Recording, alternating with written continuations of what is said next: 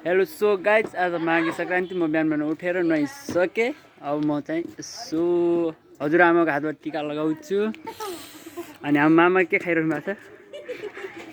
पुरी रोटी। अनि हाम्रो यता भागेको छ काले हजुरबा उतातिर। अनि हाम्रो यहाँ के पकाएको छन् ओ त्यसपछि हाम्रो निसाङ्गी नमस्ते गर। नमस्ते गर्नु। म नि हजुरआमालाई यस्तै भोग्छु टिका लगाइदिएको। अनि यता के पकाइरहेको छिस् खै? ए भगवान् यो मान्छे कति राम्रो भएको छ आज। नानीले यता खुर्सानी काटिरहेको छ। अनि हाम्रो यहाँ आलुको अचार बन्दैछ।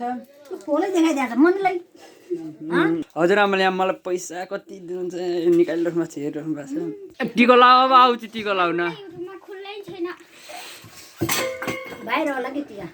मुन्नालाई छु सर माम भान्जाले अब टिका लगाइदिन्छ जसरी। कपाल पनि सेवाउनु पर्छ, बहुत ठुलो कपाल भयो। जस्तो सानो सानो छ भन्नु नि त कपाल।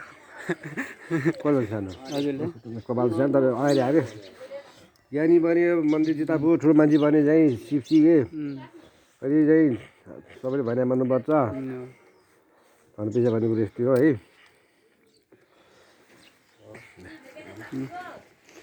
यता फालम चरा खान्छ।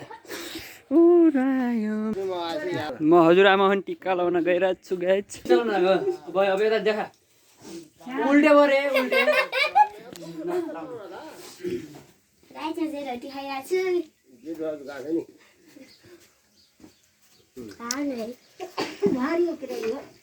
ल ल आमाले देल्ले कसमा कसो देल न जसको भाइ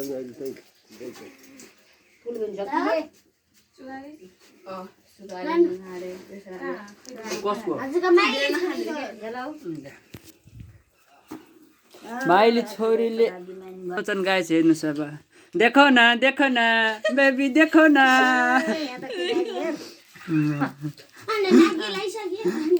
देखो न खाओगी बेबी दिखाओगी।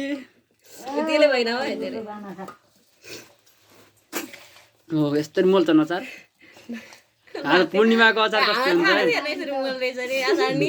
अस्मिता दिदीलाई यो चाहिँ अस्मिता दिदीलाई पठाउनु पर्छ ल। हाम्रो माघी स्पेसल। त्यसपछि म अब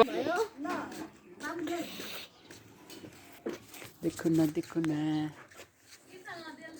धेरै पढ्योस् नोकरी खाएस् ज्ञानी भएस् आइसल चाहिँ पैसा टन्न कमाएस् टन्न कमाएर ब्याङ्कमा पनि राख्नु न राखेँ ब्याङ्क भरेस् भन्नु ल। देखो न गाइज देखो न माघी सङ्क्रान्ति मेला मान्ने पैसा भयो। अचार फेरि नभएर फेरि यसले तेलमा बेसार हालेर बनाइरहेको छु। अचार बनाउने मान्छे यस्ता छन् हेर त।